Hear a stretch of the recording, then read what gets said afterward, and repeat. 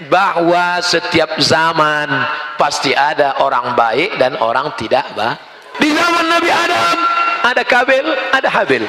Di zaman Nabi Ibrahim, ada Namrus. Namrus itu luar biasa kejamnya, kalah dengan otak. Nabi Musa, Nabi Ibrahim cerdas, masuk dia ke tempat berhala, diambilnya kampak, dihancurkan berhala, hancurkan, ditinggalkannya satu yang besar, digantungkannya kampak besar di leher berhala. Pulang mereka dari kebun, mereka lihat hancur, ini pasti Ibrahim ini punya kerja, tangkap Ibrahim, tangkap di sidang. Al-tafa'alta hadza bi alihatina ya Ibrahim, engkaukah yang melakukan ini kepada Tuhan kami Ibrahim? Kata Ibrahim, lihat kampaknya di mana sekarang, tergantung di leher yang besar kan, berarti dia yang melakukan. Ibrahim pakai otak. Ternyata orang yang punya kekuasaan kalau kalah pakai otak, dia main otot. Tangkap Ibrahim, bakar dia, kumpulkan semua kayu-kayu, bakar. Ketika dibakar, mukjizat terjadi last minute.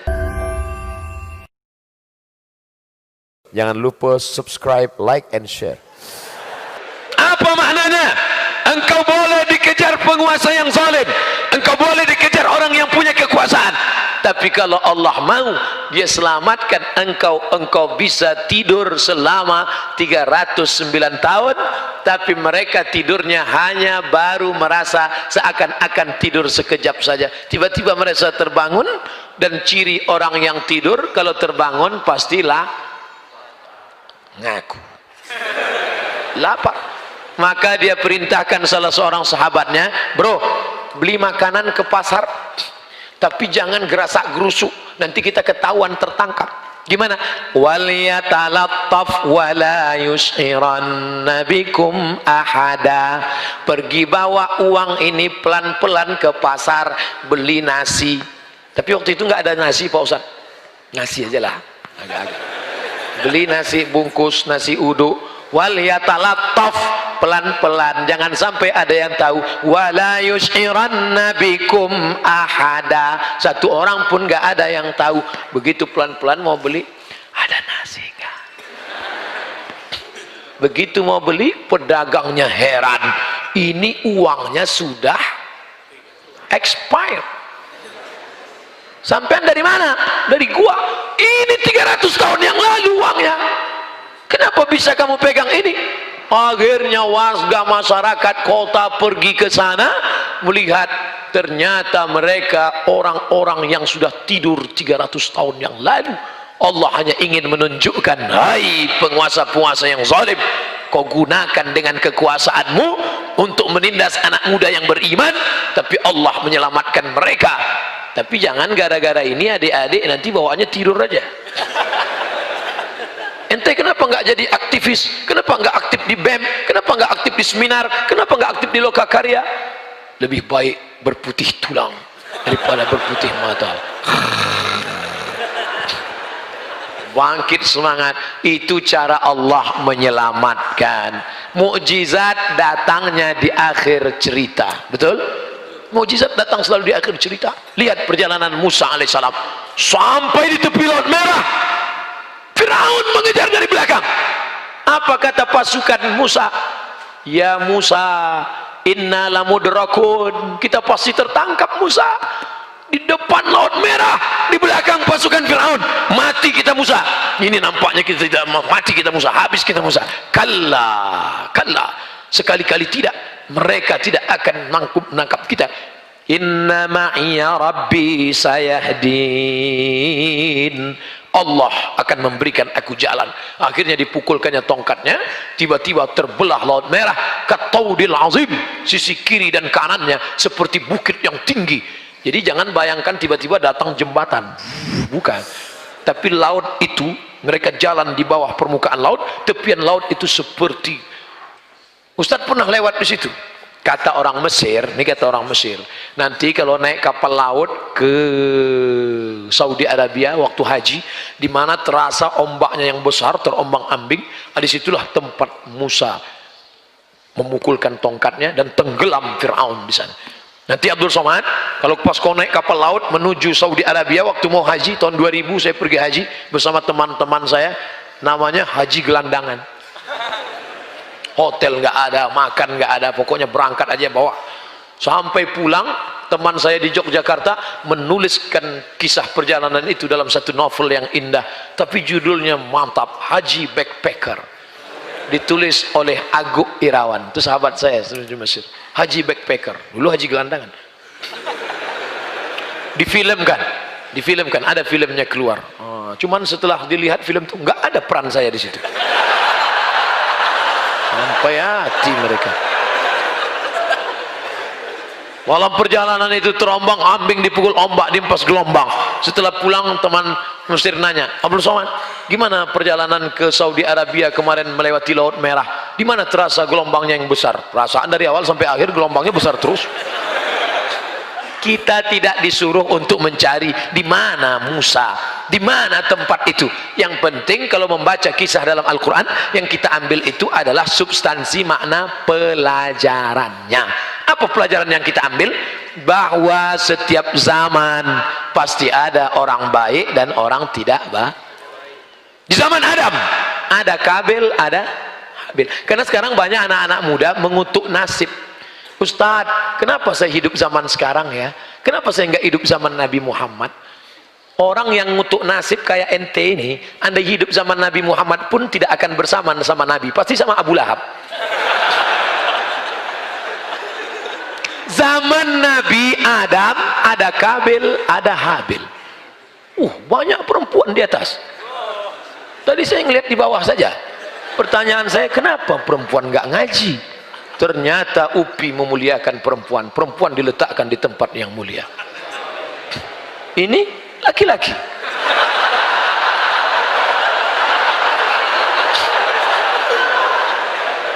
Mereka adalah laki-laki yang menjaga kehormatan perempuan. Begitu cara menyenangkan hati orang yang terlambat datang. Di zaman Nabi Adam ada Kabil, ada Habil. Di zaman Nabi Ibrahim, ada Namrus. Namrus itu luar biasa kejamnya, kalah dengan otak.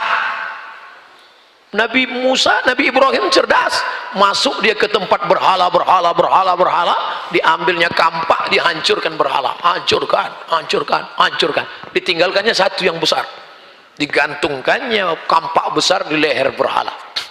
Pulang mereka dari kebun, mereka lihat hancur, ini pasti Ibrahim ini punya kerja, tangkap Ibrahim, tangkap di sidang. Al-tafa'alta hadza bi alihatina ya Ibrahim, engkaukah yang melakukan ini kepada Tuhan kami Ibrahim? Kata Ibrahim, lihat kampaknya di mana sekarang, tergantung di leher yang besar kan, berarti dia yang melakukan. Ibrahim pakai otak. Ternyata orang yang punya kekuasaan kalau kalah pakai otak, dia main otot. Tangkap Ibrahim, bakar dia, kumpulkan semua kayu-kayu, bakar. Ketika dibakar, mukjizat terjadi last minute. Di akhir cerita, happy ending. Ketika mau dibakar itu, ternyata keluar dia dari api itu dalam keadaan kedinginan. Kenapa? Karena Allah berkata, ya nar, oh fire, kuni bardan, be cool, wasalaman, peace, ala Ibrahim, for Ibrahim. Jadilah engkau dingin, sejuk dan selamat pada Ibrahim. Makanya jamaah-jamaah haji kemarin yang mau haji, Ustadz nanti katanya di Saudi Arabia cuacanya 40 derajat Celcius panas, doanya apa? Baca doa ketika Nabi Ibrahim dibakar, ya narukuni bardan wasalaman ala Ibrahim, ya narukuni bardan wasalaman ala Ibrahim, ya narukuni. Alhamdulillah Pak Ustadz, selama di sana tidak terasa panas. Pas tanya temannya, betul dia kemarin nggak panas, di hotel terus nggak keluar.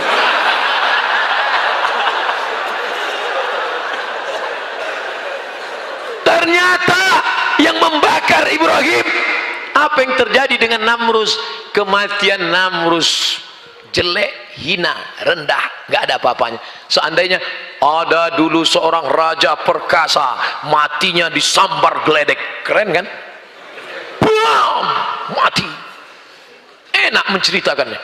Ini enggak, Namrus itu matinya tahu kenapa? Nyamuk.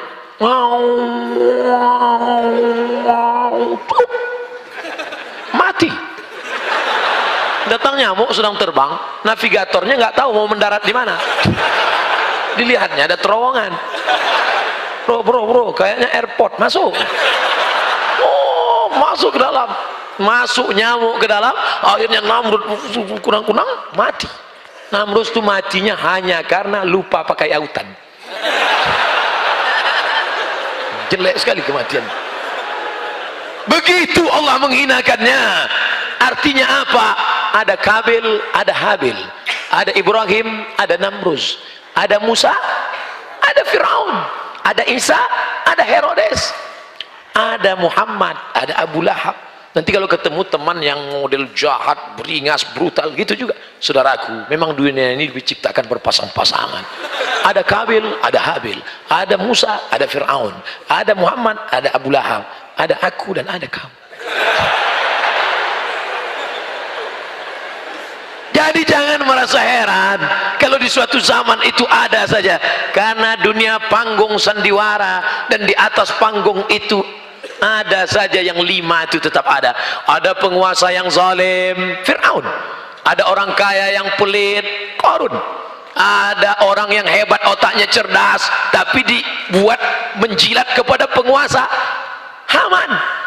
Ada ulama, tokoh agama, tapi menggunakan fatwa untuk mendukung Firaun, namanya Bal'am. Tapi ada anak muda yang perkasa, selalu tertindas, namanya Musa.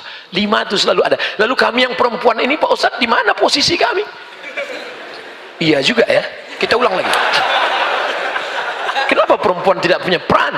Ada penguasa yang zalim, Firaun. Ada orang kaya yang pelit, Qarun. Ada orang cerdas tapi ilmunya diabadikan untuk penguasa yang zalim, Haman. Ada tokoh agama tapi fatwanya dipakaikan untuk Firaun, Bal'am. Ada anak muda yang senantiasa berjuang tapi tertindas dan mati dalam perjuangannya, Musa. Lalu kami, Pak Ustadz, tinggal pilih mau jadi istri Firaun atau istri Musa. Jadi ganti kalian kalau mau meminang anak gadis begitu, sudikah engkau menjadi istri Musa? Apa kata dia? Aku sudah dipinang Firaun.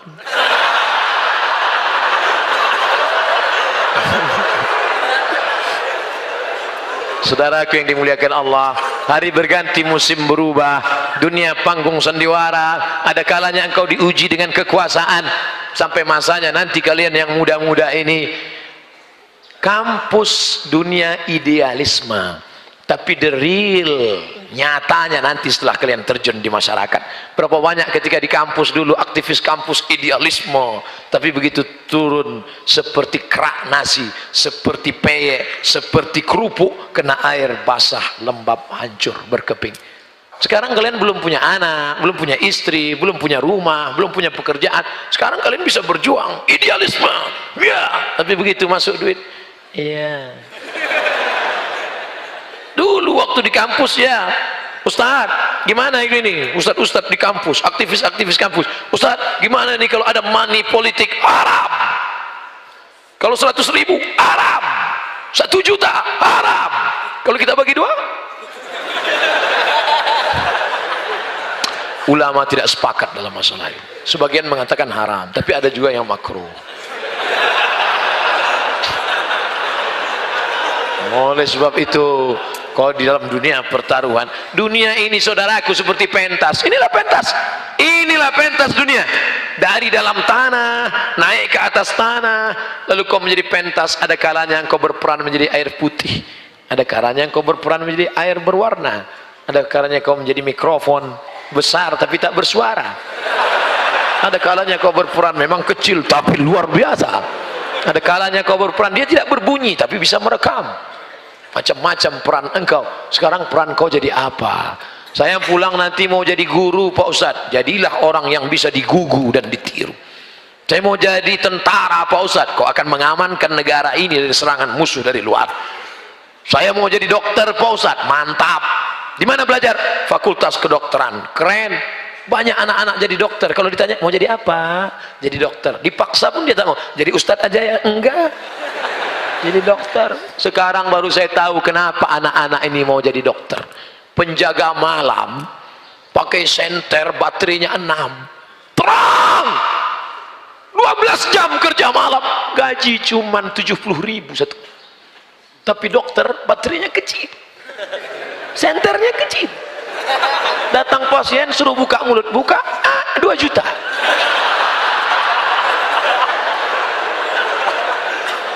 Telinga kanan 1 juta, telinga kiri enggak apa, takut nambah. Tukang martelnya palu godam besar, besi, gagangnya kayu, berkeringat dari pagi sampai pukul lompat 1 hari 50.000. Dokter kecil aja, gagangnya pun seperti lidi, besi kecil. Dia pukul lutut, 7 juta. Lutut 7 juta, siku 2 juta. Pas mau dipukul kening, jangan. Itu hanya jalan, saudaraku. Mau jadi dokter, mau jadi tentara, mau jadi ustadz, itu hanya jalan. Tapi nanti sampai masanya yang kekal abadi adalah amal soleh. Sekarang saya nanya, mana yang lebih efisien, jadi ustadz atau jadi polisi? Ragu jawab kan? Nanti mau bilang ustadz nggak enak sama Pak Kapolres Tabes, nanti mau bilang polisi nggak enak sama ustadz. Oke, jangan jawab, saya cerita aja dulu. Saya jadwal ceramah khotib Jumat, terlambat. Akhirnya karena terlambat, hari Jumat kalau tablik akbar masih mau nunggu, kalau hari Jumat ustadz nggak ditunggu, langsung naik khotib pengganti. Saya terlambat, tentu di sop paling belakang. Begitu masuk masjid sampai di sop paling belakang, anak-anak kecil ngelihat saya, mereka ketawa. Tidak ada yang segan sama saya. Mereka nggak kenal, nggak dengar pengajian. Tak lama setelah itu datang polisi. Polisi terlambat juga, lebih lambat dari saya, karena mereka menjaga lalu lintas. Begitu lewat Pak polisi, anak-anak itu langsung diam. Ada satu yang mau ribut. Kira-kira mana yang lebih efisien dakwahnya, ustadz atau polisi? Apa maknanya? Apapun seragam kalian, itu hanya jalan, wasilah, cara, tapi kalian pakai untuk menolong agama Allah subhanahu wa ta'ala. Mau PNS, mau BUMN, mau aktivis, apapun, itu hanya jalan, itu hanya sarana. Tapi tujuan terakhir adalah li'i'la'i kalimatillah. Maka kalau engkau menjadi anggota dewan, pakai kekuasaan untuk menolong agama Allah. Kalau ingin menjadi penguasa, pakai menolong agama Allah. Ini ustadz ini kayaknya mau kampanye ini. Enggak. Saya tidak kampanye. Untuk apa saya kampanye? Saya enggak kampanye jadi pilih orang, hampir jadi. Saya bukan orang politik. Saya tidak pernah menyebut nama, saya tidak pernah menyebut angka, saya tidak pernah menyebut warna, saya tidak pernah menyebut partai. Saya hanya ingin umat ini berpartisipasi dalam dunia demokrasi. Allahu Akbar. Karena dalam dunia demokrasi, apa kata Presiden Insinyur Soekarno dulu, kita bukan negara Islam, kita bukan kerajaan, kita demokrasi. Hai kalian yang ingin menyuarakan Islam, masuk kalian ke parlemen, perjuangkan melalui jihad konstitusi.